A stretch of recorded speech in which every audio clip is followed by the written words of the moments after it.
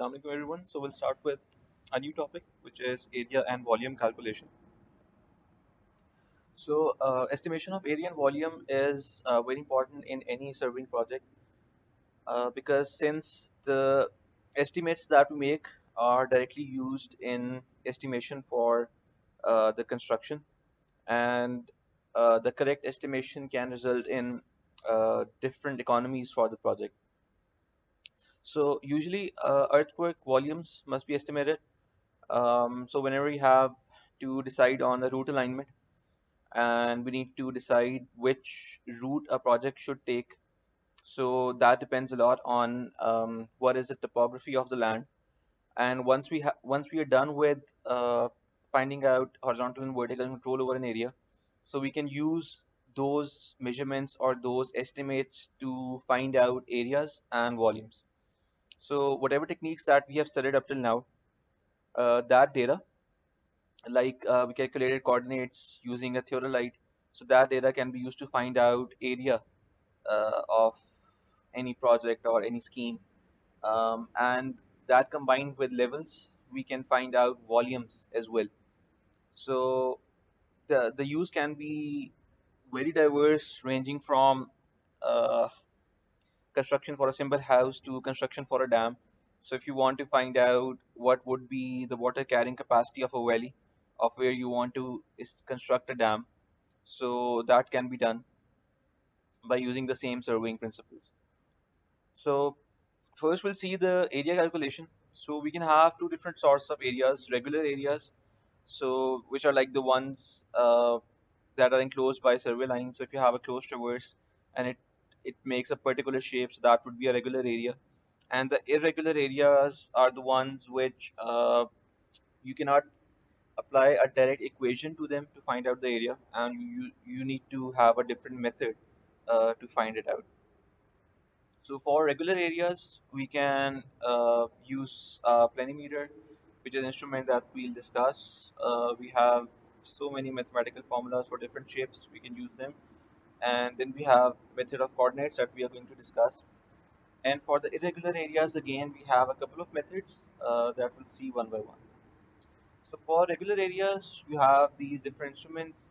Planimeters, basically, what they do is that they can directly give you area of uh, or an area which is enclosed by a regular boundary.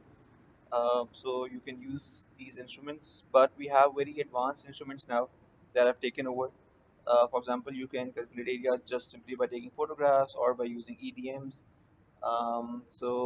And then by using that data, we can calculate area. So that has more use now.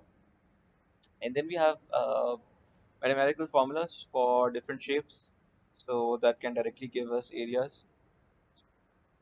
And then we have method of coordinates. So when you have an irregular shaped area, but the sides are joined together by regular lines, then we can use this method of coordinates.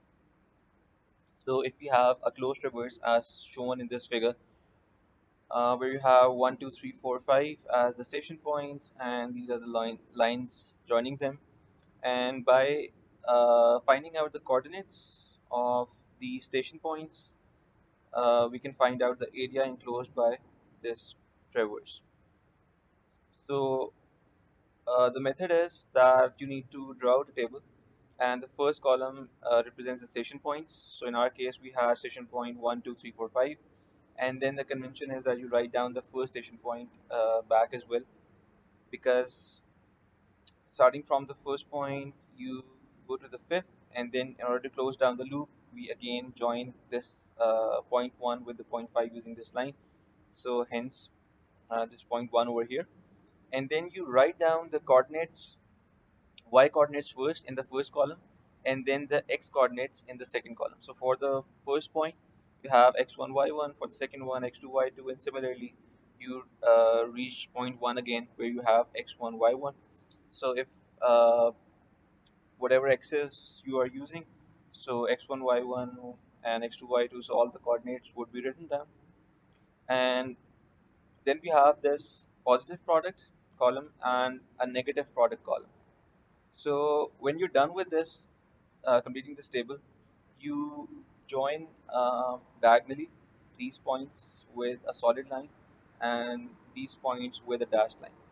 And the positive product, that means x1, y2 would come over here, x2, y3 would come over here. Similarly, you complete this column. And the negative product, which was shown by the dashed lines, so y1, x2 would come over here, and similarly, you will complete this column. And then you'll take the sum of this column and sum of this column, and then use the equation. Area is equal to 0.5 multiplied by the absolute sum 1 minus sum 2. And while you are doing this, since your axis can be anywhere, so we'll retain the sign, whatever signs there are, and then you take the absolute difference and divide it by 2, and that gives you the area.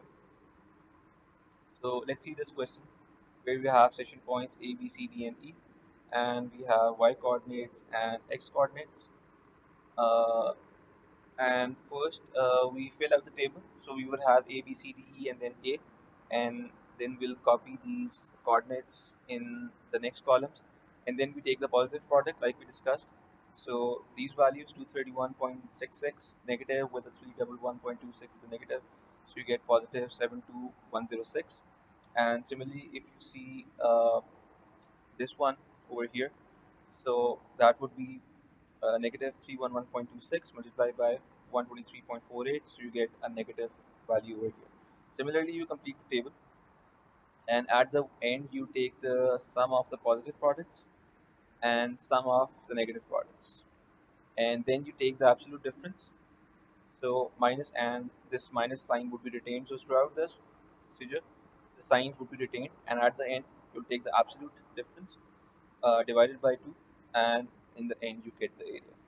So since we had a negative in the equation and a negative over here in our question, so that means this will become positive and then divided by 2. Now let's talk about the irregular areas, which are more of a concern for us. So for that, we have got a couple of methods. So first, we'll discuss the graphical method.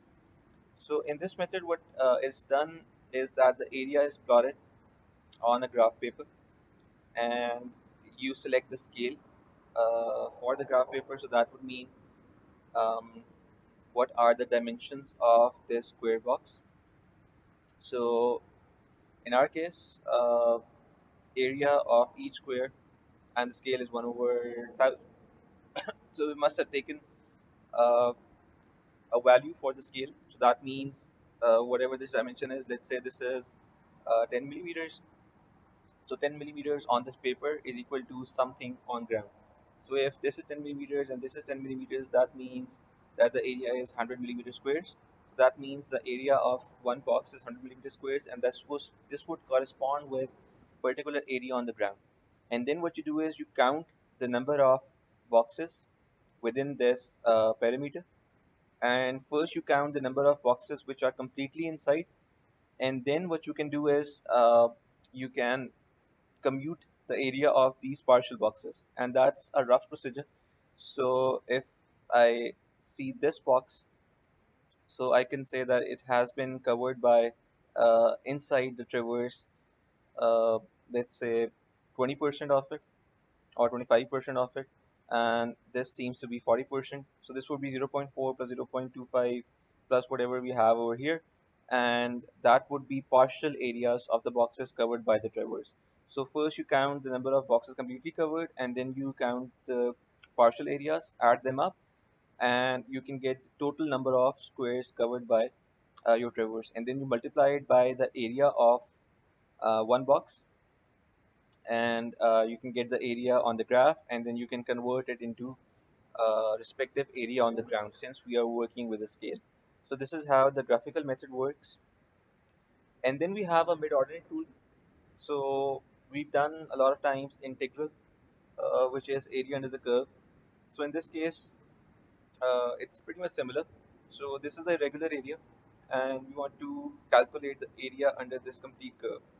So usually you'll be facing this sort of problem a lot of times your next semesters as well. So basically what is done is that the whole area is converted into a number of strips, and each strip boundary is at a particular distance apart. And this D which is the distance between or the distance covered by one strip, is decided by you yourself. And what d value to take depends on how much accuracy do you want.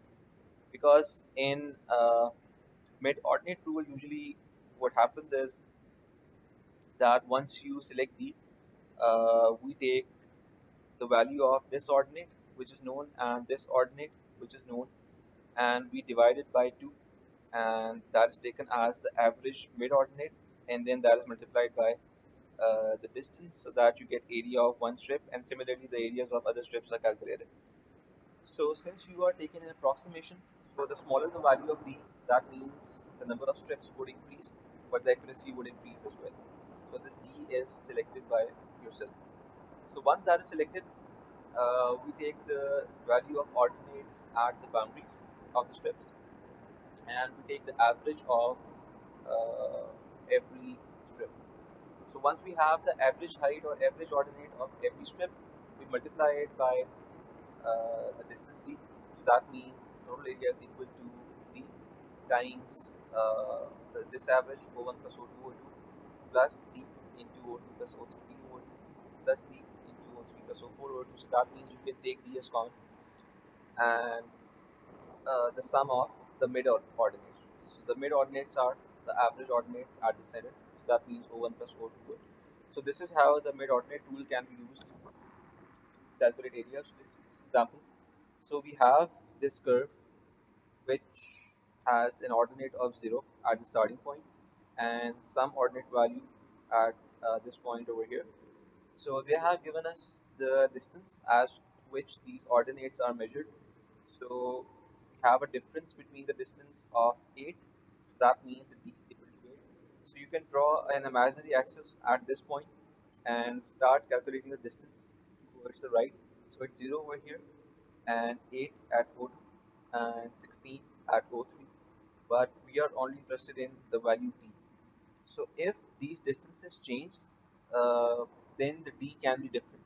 So it can be 8 meters over here, 6 meters over here, 4 meters over here, and then 8 meters over here.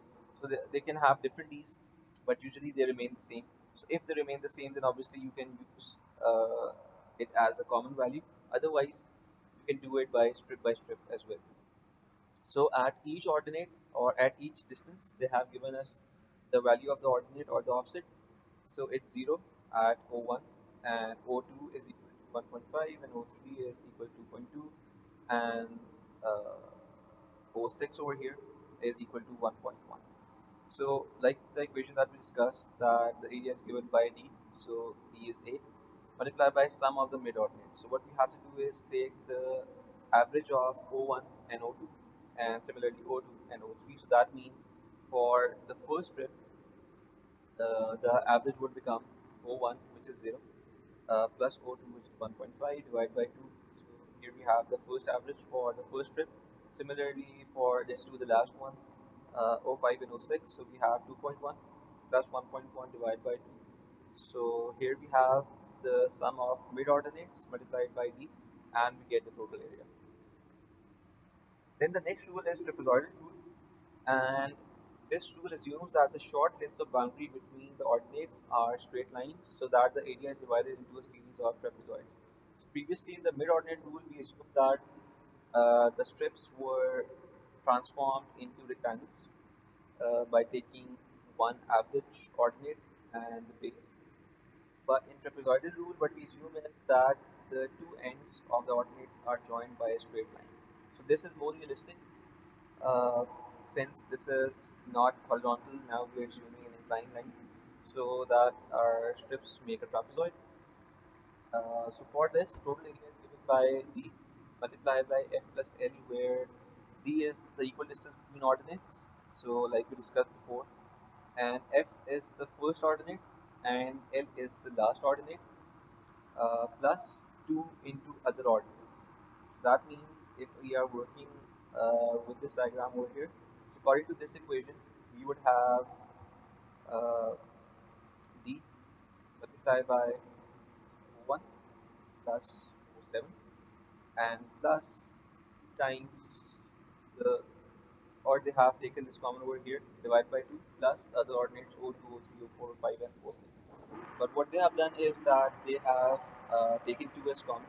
So that means this becomes d by 2 and this becomes 2 into other ordinate. So your final equation becomes d by 2 multiplied by the first ordinate, which is O1, plus the last ordinate, which can be On, whatever the number of ordinates that we have, plus 2 times the all the other ordinates starting from O3, and the last one would become On minus 1 because we have used O1 and On separately, and the other ordinates are multiplied by 2.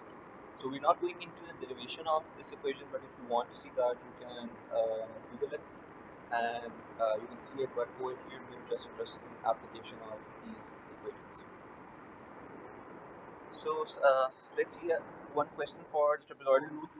So like before, they have given us distances at which the offsets are measured. So again, d becomes 8, and using the equation, the total area is equal to d by 2. So this becomes 8 by 2 multiplied by the first ordinate plus the last ordinate. So O1 is 0 and the last ordinate is 1.1 plus 2 times the sum of the other ordinates. So in this case, you don't have to take the averages. We are taking the ordinates as they are. So O2 plus O3 plus O4 and plus O5, and this gives us this answer. So there is no limitations for this rule. The rule can be applied for any number of ordinates. They mention it over here because the next method that we are studying is for a specific number of ordinates. So it has a limitation, and we'll see what that limitation is.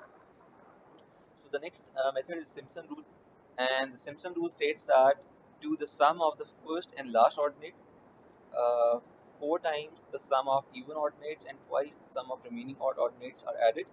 This total sum is multiplied by the common distance, which is d, and 1/3 of this product is the required area.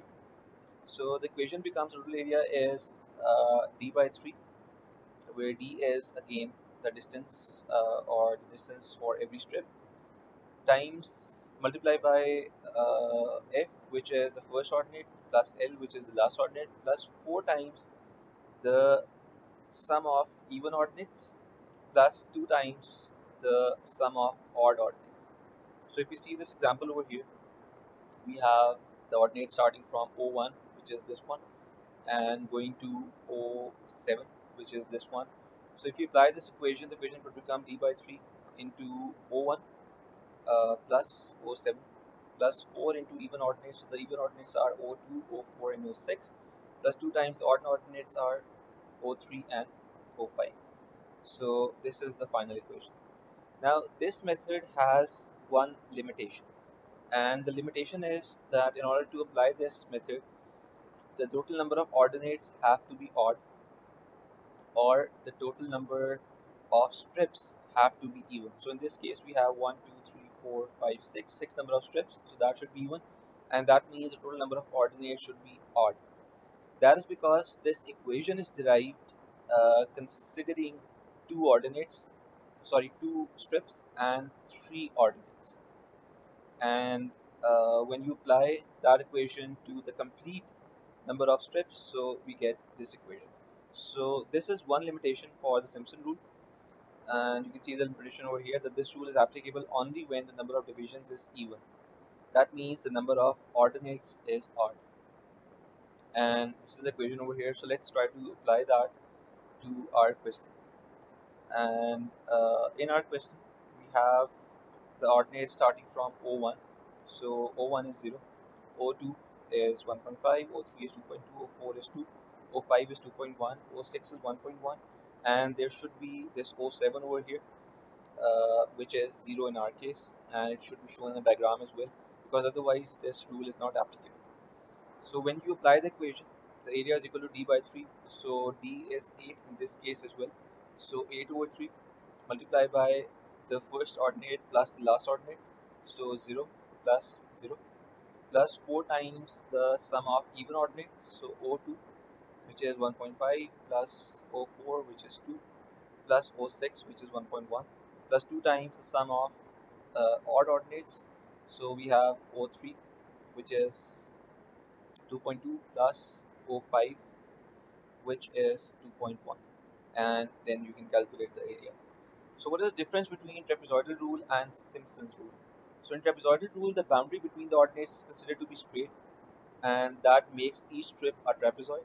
Whereas in Simpson's rule, the boundary between the ordinates is considered to be an arc of a parabola. Hence, the derivation has those constants. And since this considers the ordinates to be an arc of a parabola, which is more realistic, more close to the actual shape of the curve, so that means the Simpson's rule becomes the most accurate one. And behind that is the trapezoidal rule, and even behind that is the mid-ordinate rule, because the first rule considers the strips to be rectangle, which is way off from reality. Trapezoidal rule considers the strips to be trapezoids, which is closer to reality, and Simpson's rule is most closest to the reality. That's why this rule gives you the most accurate results. And in trapezoidal rule, there is no limitation. It can be applied for any number of ordinates. But in Simpson's rule, the number of ordinates must be odd. And if they are even, the total minus one ordinates are solved by Simpson's rule, and the last ordinate is solved by trapezoidal rule. So if that is the case, that the number of ordinates is even, and if you still want to apply the Simpson's rule, what we can do is we can take n minus 1 ordinates, and if we see this, we can solve it up till, uh, let's say we have up till O6, or let's see this diagram. Yeah, this fits perfectly. So if we have this question in which we have even number of coordinates, so we can solve up till this point, so this much area with Simpson's rule, and then for this last strip area, we can use either trapezoidal rule or we can use the mid-ordinate rule, whatever, and add the area of this remaining strip to the area calculated for the rest of the curve. So it gives an approximate result for trapezoidal rule, and Simpson's rule is more accurate. Sometimes one or both the end of the ordinates may be zero. However, they must be taken into account while applying these rules. So even if the first and last ordinates are zero, that doesn't mean that you can ignore them, because if we ignore them, that means we would be ignoring this area over here. So we always take their value, whatever the value is. So that was for area calculation. Now we'll take a quick look at volume calculation, which is basically in continuation with the area calculation. Because once you have an area, what's left to be done is to multiply it with the third dimension, the depth, so that we get the volume. So for volume calculation, we can have a number of methods by spot height, which is generally used for small areas such as underground tanks, basements, buildings, and sites.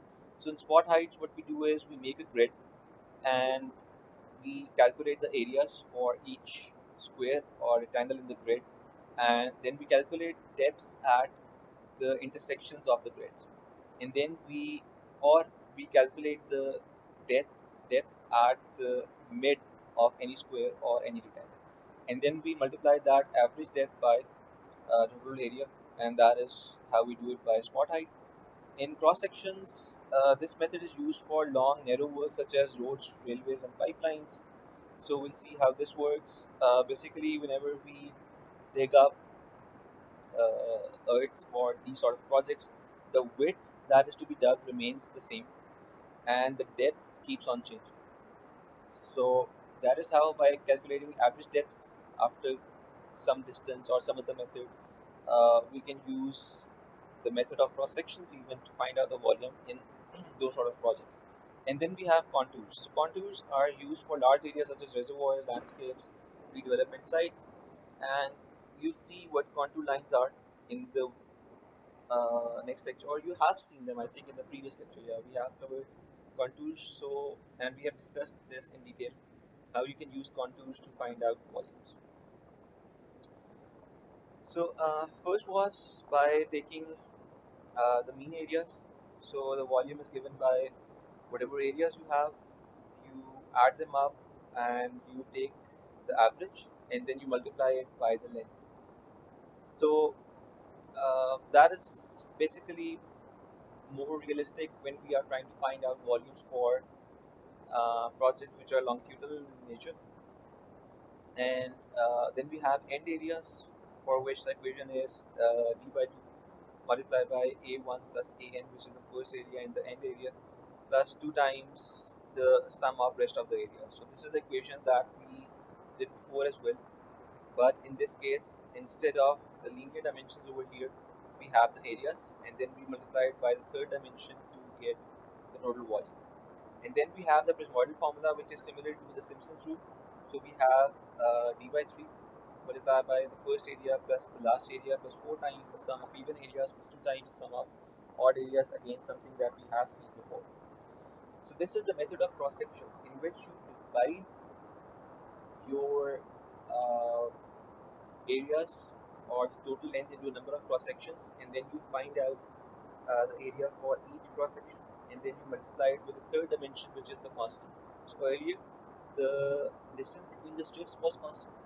Now in this case the width of the cross section is usually constant, and you do a number of methods to find out the average areas.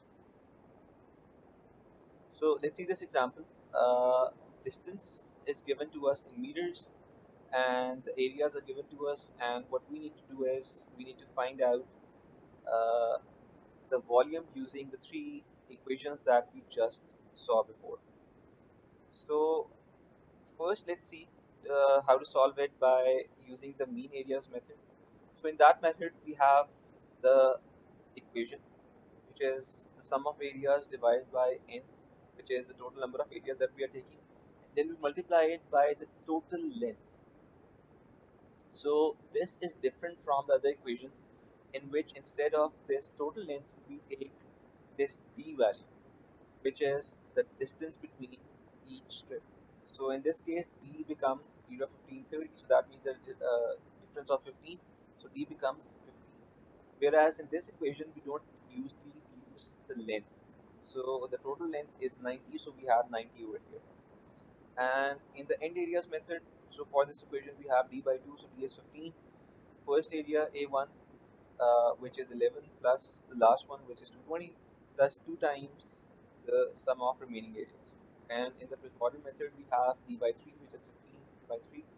First area plus last area plus 4 times the sum of even areas, so a2 plus a4 plus a6 plus 2 times the sum of odd area, 64 plus 160, and we get this answer. So the reason why we have this equation for the mean areas method and D instead of L for the other methods is that in the mean areas method, imagine you have a long cross section, and the total distance that we have to cover, for which we have to find out volume, is L.